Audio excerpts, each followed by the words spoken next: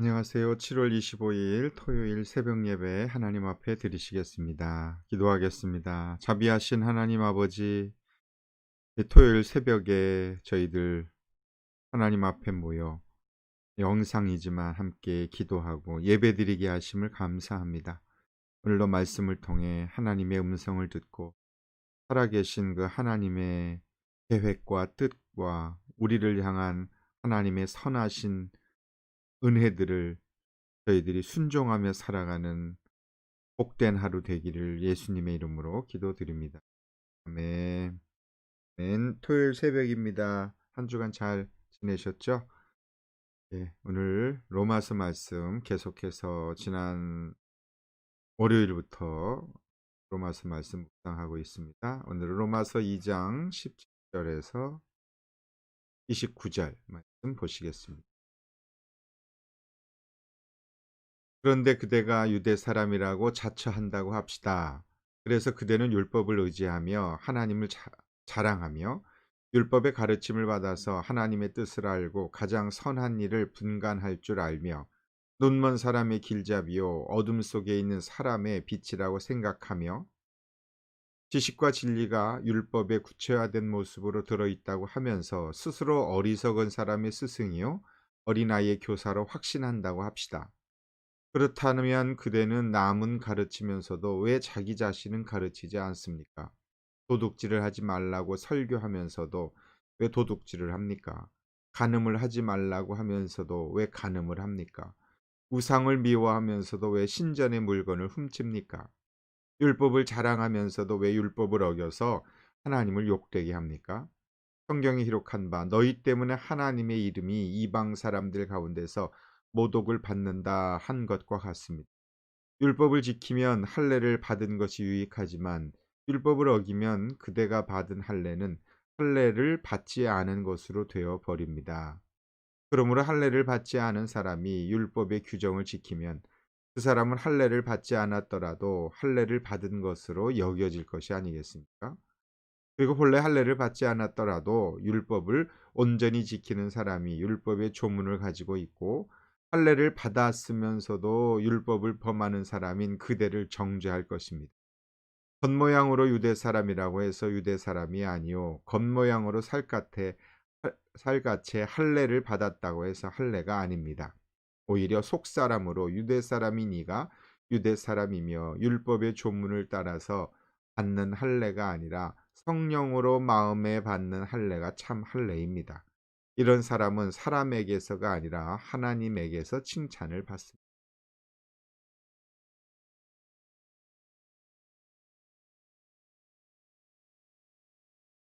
네, 오늘 말씀도 이제 어제와 이어서 바울은 사도 바울 유대인이지 않습니까? 도 유대인인데 유대인이라고 하는 선택받은 사람이라고 하는 그런 사람으로서 또 율법, 여기 이제 하나님의 말씀을 가지고 있다. 하나님이 우리를 선택했다. 우리는 구원받았다. 그 당시 이제 지금 1차적 독자는 바울이 말하는 유대인과 또 헬라인은 그 당시 이방인은 예수 믿지 않는 하나님의 자녀로 선택받지 않는 이스라엘 백성 이외의 사람을 말하는 것이고 또 지금으로 말하면 교회 다니지 않는 사람, VIP, 불신자들, 뭐 다른 종교를 가지고 있는 어쨌든 하나님 인정하지 않는 사람들을 이방인이라고 말할 수 있습니다. 여기 유대 사람이라고 자처한다고 합시다. 그래서 유대 사람은 오늘 우리에게 교회 다니는 사람, 교회, 기독교인, 나 자신이라고 말할 수 있겠죠. 뭐 저 같으면 목사, 그대가 뭐 예수를 믿는 목사라고 자처한다고 하십시다. 하나님 믿는다고 하십시다. 그대는 하나님의 말씀을 의지하면서 하나님을 자랑하면서 말씀은 가르침을 받아서 하나님의 뜻을 알고 선한 일을 분간할 줄 알고 눈먼 사람의 길잡이요 어둠 속에 있는 사람의 빛이라고 생각하면서 그 당시 유대인을 말하는 것이죠. 그렇게 하면서 지식과 진리가 율법에 구체화된 모습으로 들어있다고 하면서 지식과 진리 율법에 구체화된 모습 하나님 말씀을 말하는 거죠. 이 세상을 살아가는 참된 지식, 진정한 진리, 생명 그런 것을 믿는다고 말하면서 스스로 어리석은 사람의 스승이요. 유대인들을 말하죠. 유대인들의 자부심이 얼마나 대단합니까? 그런 것을 말합니다.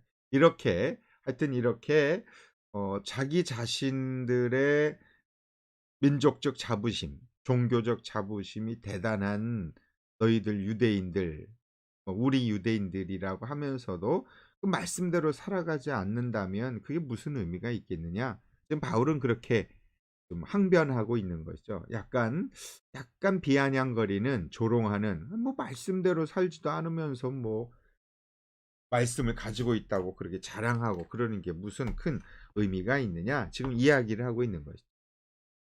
사실 오늘 말씀의 전체적인 것을 이렇게 보면서 단어 하나를 딱 생각해 보라고 한다면 전 자기 모순이라는 단어가 생각났어요. 자기 모순. 모순인이라는 것이 단어의 뜻이 그런 거 아니에요, 그죠?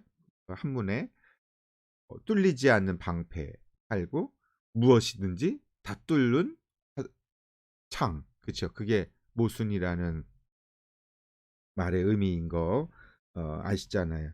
그러니까 그런 스스로 자기 모순 속에 빠져 있는 우리 이 땅의 교회, 이 땅의 그리스도인들에 대하여 오늘 말씀은 너무너무 깊이 받아들여야 될 말씀인 것 같아요.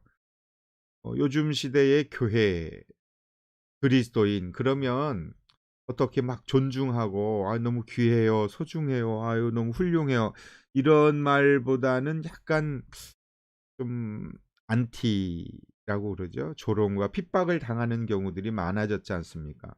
뭐 그 이유가 뭐 전도하다가 섬기다가 사랑하다가 그런 핍박 받으면야 당연하죠. 자랑스러운데 근데 그런 것 같지가 않아요. 그렇죠? 오히려 교회가 하나님의 영광을 가리고 부끄럽지만 스스로 우리 자신을 한번 다 드러낸다 보면 하나님의 이름을 부끄럽게 하는 일들이 교회는 너무 많지 않습니까? 바울은 당시 하나님의 백성을 자처하고 있는 유대인들이 오히려 하나님의 이름에 먹칠을 하는 그 당시의 현실을 고발하고 있는 거죠. 대단한 민족적 자부심을 가지고 있어서 유대인들은 이방인을 멸시했고 심지어는요 지옥의 땔감 뭐 이렇게 생각하고 있었어요. 1세기 초대 초기 기독교인들이 살아가던 로마의 유대교 회당에는 유대인들만 모인 것이 아니라 그 당시를 말하는 거예요. 바울이 지금 이 로마서를 썼던 대상이 로마 교회이잖아요. 그 그곳에는 유대인들이 있는 것이 아니라 유대교에 관심을 가진 이방인들도 함께 모여 있었거든요. 그래서 그 이방인들에게 로마니까 이제 로마 사람들, 헬라 사람들이겠죠. 로마 사람들은 너무 철학적이니까 저 사람들은 뭐에서 뭘 할까? 그래서 인제 그 유대교와 기독교는 다른 건 아시죠? 그쵸? 기독교는 예수 그리스도를 하나님의 아들로 믿는 사람이 기독교인이고 바울이 기독교인이죠. 유대교인이었다가 기독교인으로 개종한 사람이 사도 바울이고 그 사람을 통해서 쓴 성경이 지금 로마서이지 않습니까? 유대교에 관심을 가진 이방 사람들도 함께 모여 있는데 그 이방인들에게 유대인들은 율법을 가르쳤거든요.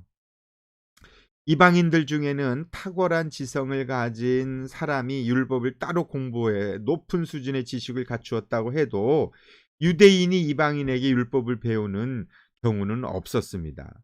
그들에게 중요한 것은 아무리 이방인들이 똑똑해도 유대인이 이방인을 가르치지 이방인 유대인을 가르칠 수 없거든요. 그래서 율법의 가르침보다는 유대인이라는 그 자체 그것이 더 소중했어요. 그 신앙생활하고 이렇게 교회를 전도를 하다 보면은요. 교회는 안 다니는데 성경에 대해서 너무 잘하는 사람이 있어요. 또 교회는 안 다니는데 너무너무 바르고 선하게 살아가는 사람이 있다니까요. 그런 분들이 계세요. 그런 것처럼 유대인들은 이방인들에게 가르치기까지 했던 율법을 가르치기는 했지만 제대로 지키지 못한 거예요. 근데 율법을 잘 모르는 이방인들이 더 율법적으로 율법에 따라 살아가는 모습이 있었다라는 것을 이야기합니다. 율법을 다른 사람들에게 가르칠 정도로 알기는 잘했지만 정작 자신은 율법대로 행하지 않아서 종교 위선자들이 되고 말았다는 거죠. 그러다 보니까 그들이 믿는다고 내세우는 하나님의 이름이 이방인들에게 모독을 당하는 일이 벌어진 거죠. 그것을 얘기하는 거죠. 21 절에. 그렇다면 그대는 남은 가르치면서 율법은 가르치면서 왜 자기 자신은 가르치지 않습니까? 가르치긴 잘하는데 그대로 못 사는 거죠. "도둑질을 하지 말라. 율법에 기록되어 있습니다." 말은 하는데 도둑질을 하고 있는 거예요, 남의 거 훔치고. "간음하지 마십시오. 간음하면 하나님의 심판을 받습니다."라고 말하면서 간음하는 이 모순이죠. 우상은 미워하면서 그러면서 로마 신전에 가 가지고 물건을 훔쳐가는 거죠, 욕심을 내고. 그러니까 오히려 그것 때문에 율법은 하나님 말씀 참 대단합니다. 생명입니다. 그러면서도 하나님 말씀대로 안 살아요. 그러니까 하나님이 욕먹는 성경에 기록한 바 너희 때문에 하나님의 이름이 이방 사람들 가운데서 모독을 받는다 하는 것과 같습니다. 그 이야기하고 있는 거예요. 세상 사람들은 그리스도인들 예수 믿는 사람들을 통해서 하나님이 계신지 안 계신지 보거든요. 아니 눈에 안 보이는 하나님을 뭘 보고 하나님 계신지 안 계신지 알겠습니까? "하나님 살아계십니다."라고 말하는데 모습을 보면 뭐 살아계신 하나님 앞에서 살아가는 것 같지 않아요. 오히려 더 욕심이 많고 "예수 믿으면 천국 가요." 라고 말은 하는데 그 사람들이 천국이 있는 것처럼 살진 않아요. 너무 욕심이 많고 이 세상이 전부인 것처럼 살아가는 그런 모습을 보면서 세상에 있는 사람들이 '참 이상하다. 말로는 천국이 있다고 말하는데 사는 모습을 보면 천국은 고사하고 이 세상에서 얼마나 더 열심히 챙기고 먹고 살려고 애를 쓰고 이런 모습을 보면 우리하고 별로 다를 바가 없는데 자꾸 천국 간다고 말하고 이해가 가겠어요 그게? 받아들이지 않죠. 이 기독교인들의 자기 모순이 너무 많아요. 세상 사람들의 입장에서 볼 땐요. 뭔가 말과 행동이 일치하지 않는 모습이 너무 많다고 생각하지 않아요? 하나님은 사랑이십니다. 그런데 사랑하며 섬기는 모습은 거의 볼 수가 없어요.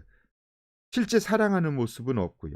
교회 안에 오면 뭐 싸우고 비난하고 이런 모습이 더 많고 "내가 온 것은 섬김을 받으려 함이 아니요 섬기러 왔다."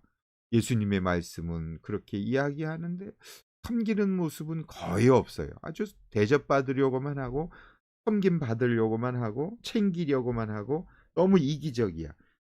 그런 모습을 보면 '저 사람들이 믿는 예수님은 도대체 누구일까? 뭘 믿는 걸까?' 가상의 뭔가 만들어 놓고 자기 그 스스로 어떤 환상 속에 빠져 있는 것은 아닐까라는 생각 세상 사람의 입장에서 보면 같지 않겠습니까? 교회와 기독교인들을 볼 때 세상이 그렇게 본다라는 거죠. 뭔가 모여서 사람들이 예배는 드리는데 찬양하고 기도도 뜨겁게 하고 교회는 엄청 많고 십자가는 곳곳마다 있는데 한국 같은 경우에 뭔가 사랑은 느낄 수가 없고 주변에 있을 때 따뜻함이 없을 때 별로 도움이 되지 않는다면 '저 사람들은 모여서 뭘 할까?' 이런 생각하게 되지 않습니까? 두 손 들고 막 뜨겁게 찬양을 하고 막 뜨겁게 기도를 하는데 막상 삶 속에서는 교회 안 다니는 사람들보다 더 독선적이고 이런 모습을 보면 양보하는 모습 없고 희생하는 모습 없고 겸손한 모습 없고 그러면 그럼 저 사람들이 모여서 있는 종교적 행위와 삶이 너무 괴리감을 느끼고 이질적일 때 모순을 느끼는 것이죠. 그런 경우들이 너무 많지 않습니까? 이제 지금 오늘 말씀을 통해서 그런 나 자신을 볼 수 있어야 되는 것 같아요. 지금 말씀드린 건 다 저 자신을 보고 이야기하는 거예요. 뭐 지금은 예전보다 좀 나아졌지만 정말 그런 것 같아요. 근데 제가 이민 목회하고 뭐 그동 목회하면서 자꾸 자기 함정에 빠지는 게 저 스스로 말이죠. '내가 예수님 믿고 구원을 받았다. 천국을 선물로 영생을 선물로 받았다.' 그런데 그게 너무 좋아서 감사해서 이제 세상의 것 모두 내려놓고 내가 복음을 전하며 하나님의 사랑을 전하는 삶을 살아야지 그리고 목사가 됐거든요. 근데 목사가 되기는 했는데 그다음부터 문제가 생겼어요. 예수 안 믿는 사람을 만나기가 어려운 거예요. 계속 교회 안에 있는 사람들하고만 지내야 되는 거죠. 그러면서 관리하고 회의하고 논쟁하고 교회를 어떻게 잘 운영할까?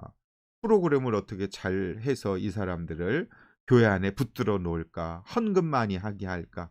이런 궁리와 연구를 해 나가는 자기 모순 속에 빠져 있는 저 자신을 발견하게 됐어요. '내가 이런 거 하려고 목사 된 게 맞나?' 이런 저 자신에게 질문해 볼 때, 아니 나 예수 믿지 않는 사람들에게, 하나님 모르는 사람들을 섬겨서 그들에게 복음을 전하고 그들을 하나님의 자녀가 되게 해야 되는데, 이 결심 때문에 내가 신학교를 다니고 그리고 내가 목사가 되었는데 그 일을 막상 못 하는 거죠. 그러다 보니까 저 자신에 대해서 그런 회의감을 많이 느끼게 됐던 시간들이 있는 것 같아요. 왜 그런 예화 있지 않습니까? 바닷가에 자꾸 사람들이 물에 빠져서 죽으니까 어 그 사람들 건져내기 위해서 구조대가 만들어졌는데, 구조대가 만들어져서 모여 가지고 인제 모임을 만들고, 그럼 어떻게 해야 잘 구조할 거냐? 구조물은 알 때는 어떻게 할, 수영은 어떻게 할 거냐, 이런 거 회의하고 건물 만들고 했는데 막상 구조하러 나가진 않아요.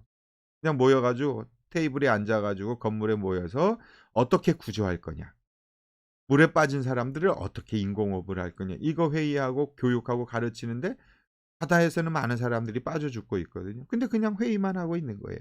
그리고 회장, 부회장 조직 만들고, 근데 막상 인명구조대 활동은 안 해요. 이미 인명구조 활동하는 것은 다 녹슬어서 이제 그건 어떻게 하는지도 모르는 인명구조대. 근데 간판은 인명구조대로 붙여 놓고 있다. 모순 아닙니까? 이 교회가 무엇인가를 생각해 봐야 돼요. 교회는 영혼을 구원하여 제자 삼는 것이 교회인데, 근데 그 일을 하지 않고 모여 가지고 자기들끼리 모여서 뭔가만 열심히 하고 있고 회의하고 이러다면 그건 교회가 아니죠, 일단은. 지금 그것을 이야기하고 있는 것입니다. 그래서 아무리 회당 예배에 함께 참여한다고 해도 이방인들은 아무리 회당에 가서 있어도 회당의 구석에 앉을 수밖에 없어요. 할례를 받지 않았다고 해 가지고 언약의 백성 바깥에 있다고 해서 들어오지 못하게 한 거예요, 유대인들이. 로마 당시 교회를 말하는 것입니다. 그래서 유대인들은 할례 받은 자신들만 언약의 백성이요 하나님의 나라의 백성. 할례는 아시죠? 남자아이가 이렇게 태어난 지 7 일째 되면 그 성기의 표피를 잘라서 유대인들만이 갖는 하나님의 언약의 백성이라고 하는 사인을 하는 것이죠. 신호죠. 그것이 인제 지금으로 말하면 세례로 이제 바뀐 거죠. 그렇게 하나님과 맺은 언약의 백성, 표시, 보증, 그런 것은 하면서도 그것이 하나님의 심판을 면제해 줄 것이라고 생각하고 있지만 사실 그렇진 않았거든요. 그런 세례가 구원받은 자를 만들어내는 게 아니거든요. 할례가 구원받은 자를 만들어내는 것은 아니거든요. 아니 정말 하나님의 백성이라는 믿음이 있고 말씀대로 순종하며 살아가야 될 텐데, 그래서 25절 말씀에 보면 율법을 지키면 할례를 받은 것이 유익하지만 율법을 어기면 그대가 받은 할례는 할례를 받지 않은 것으로 되어 버립니다. 그러므로 할례를 받지 않은 사람이, 이방인들이 율법의 규정을 지키면 그 사람은 할례를 받지 않았더라도 할례 받은 것으로 여겨질 것이 아니겠습니까? 그리고 본래 할례 받지 않았더라도 율법을 온전히 지키는 사람이 율법의 조문을 가지고 말씀을 가지고 있다고 할례를 하고 할례를 받았지만 율법을 범하는 사람인 그대를 정죄할 것입니다. 야 너희들은 맨날 모여서 예배드리고 뭐 세례받았다고 그러고 하나님의 자녀라고 하면서 그 말씀대로 살아가지도 않고 그러면서 그게 무슨 의미가 있니? 라고 판단받을 수밖에 없다. 그것이 지금의 우리의 모습 아닙니까? 겉모양으로 유대 사람이라고 해서 유대 사람이 아니다. 겉으로 내가 예수 믿어, 나 교회 다녀. 그게 무슨 의미가 있냐고요. 아무 의미 없죠. 겉모양으로 살갗의 할례를 받았다고 해서 그게 할례냐? 아니다. 오히려 속사람으로 마음이 영적으로 진심으로 믿음을 가지고 거듭난 사람이, 그 사람이 진짜 유대 사람이지, 율법의 조문을 따라서 받은 할례가 아니라 성령으로 마음에 받는 할례가 진짜 할례다. 정말 진심으로 예수 그리스도를 믿는 믿음을 가지고 그렇게 삶 속에서 작은 거 하나라도 순종하며 실천하며 섬기며 사랑하며 살아가는 사람이 정말 구원받은 하나님의 백성 아니, 이런 사람은 사람에게서가 아니라 하나님에게서 칭찬을 받는다고 하는 말씀. 너무 고전되는 말씀 아니세요? 신앙생활을 아무리 오래 했어도 이제 교회 막 나온, 아니 교회 안 다녀도 막 뭐 목장 모임에 나오는 VIP라고 하더라도 그 VIP들의 살아가는 삶의 모습이 더 신앙적인 사람들이 너무 많아요. 저는 제가 예전에 그 목회하던 목회와 지금 VIP를 섬기는 목장에서 있으면서 있는 것하고 이렇게 비교해 보면은요, 너무너무 부끄러운 모습이 많아요. 교회 다니지 않고 지금도 나오지 않지만 라는 VIP들이 더 마음이 따뜻하고 더 사랑이 많고 더 잘 섬기고 더 겸손한 이런 것을 보면서, 아, 이 너무 종교적인 모습으로 기독교라는 종교 속에 사로잡혀 있는, 교회라는 그 울타리 안에 사로잡혀 있는 이 자기 모순 속에 빠져 있는 저 자신, 그런 걸 많이 발견하는 것 같아요. 하나님이 인정하시는 것은 겉으로 드러난 표면적 종교 행위에 있지 않습니다. 모여 가지고 예배당에 모여서 막 기도하고 뜨겁게 찬양하고, 소중하죠. 모여서 드려야 하지만 그거보다 더 소중한 것이 있다면, 하루는 그렇게 한다면 나머지 6 일은 좀 그 삶이 좀 섬김과 순종과 사랑과 베풀미 있어야 하지 않을까요? 세례받고 직분받고 교회에서 뭐 집사, 장로, 목사, 권사, 무슨 의미가 있습니까? 예전에 목회하다 권사 안 준다고요? 직분 안 준다고 교회를 안 나오고 정복양실에 와 가지고 화를 내고, 그런, 예전에 그랬어요. 그런 거 생각하면요. 저게 뭐라고, 목사가 뭐라고, 권사가 뭐라고, 장로가 그게 뭐라고, 그거 아무것도 아닌, 정말 좀 위험한 말이지만 그 쓰 그런 뭐 하여튼 아무것도 아니거든요, 그게. 그런데 그걸 거기에 목숨을 걸고 살아가는 그런 모습들이 내 모습이었구나. 그런 걸 깨닫게 됩니다. 교회 너무 오래 다닌 사람과 만나지 마십시오. 말이 좀 그렇지만, 예. 교회에 오래 다닌 사람이 되지 마시고 정말 예수 믿는 사람이 되었으면 좋겠어요. 솔직했으면 좋겠어요. 솔직했으면, 진실했으면 좋겠고, 그리고 교회조차도 교회가 필요한 사람을 찾지 말고 하나님이 필요한 사람을 찾았으면 좋겠어요. 다시 한번 말씀드리는데 정말 저 자신도 그래요. 이렇게 그 신앙생활 하다 보면 저 사람 우리 교회 오면 참 좋겠다. 그런 사람이 있거든요. 정말 신앙도 좋고 순종적이고 헌금도 많이 하고 그런 사람이 있거든요. 우리 교회 와서 참. 그런데 그런 사람보다 하나님이 필요한 사람이 있잖아요. 구원이 필요한 사람이 있잖아요. 천국이 필요한 사람이 있잖아요. 위로가 필요한 사람이 있잖아요. 그런 사람을 섬겼으면 좋겠어요. 그게 VIP입니다.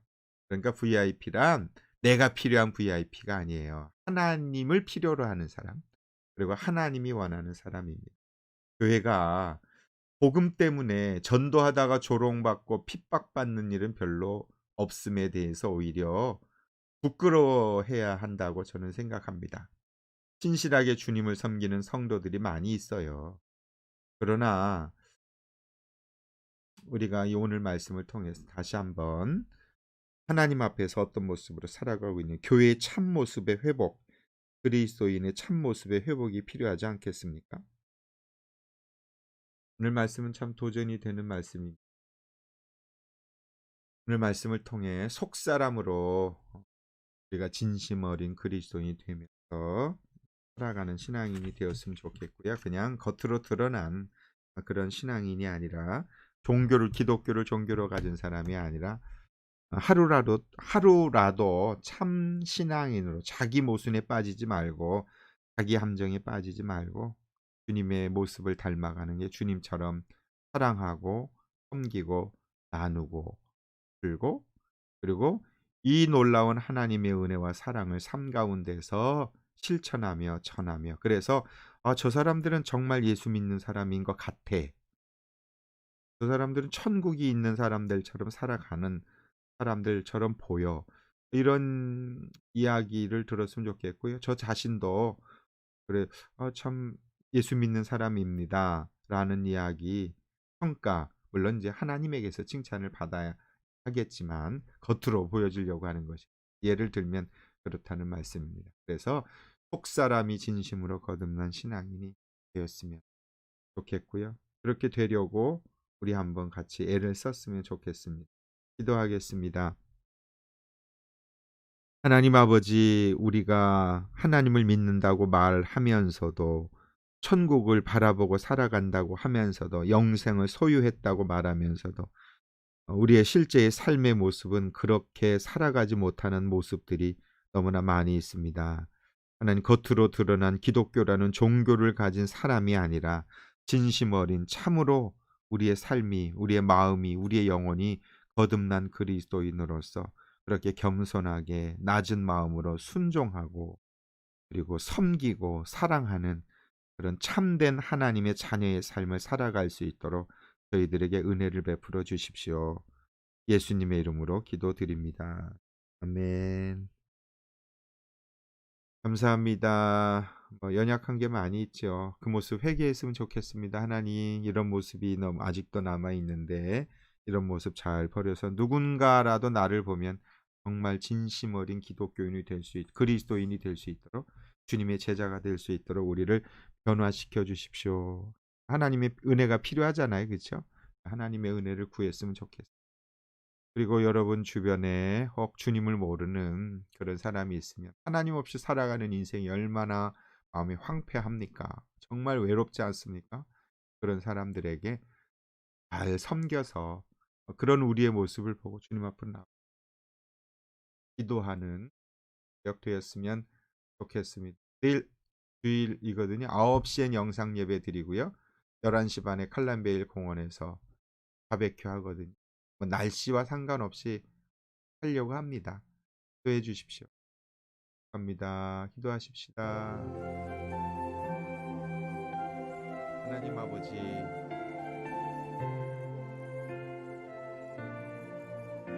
오늘 말씀을 통해 우리 자신을 돌아보게 해주셔서 감사합니다. 하나님, 주님이 진정 저에게 원하는 것이 무엇인지 깨닫고 알고 살게 하여 주옵소서.